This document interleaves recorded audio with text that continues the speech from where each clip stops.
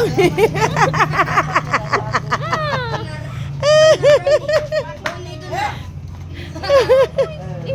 Arot na. Doon na.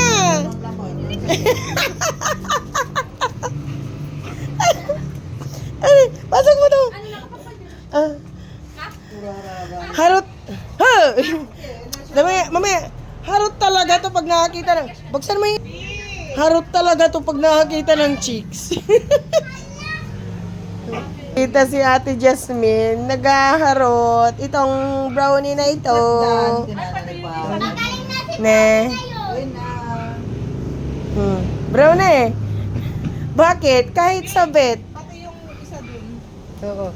Kahit sabit, pag nakakita siya ng chicks doon, maharot. Anong ginawa niya?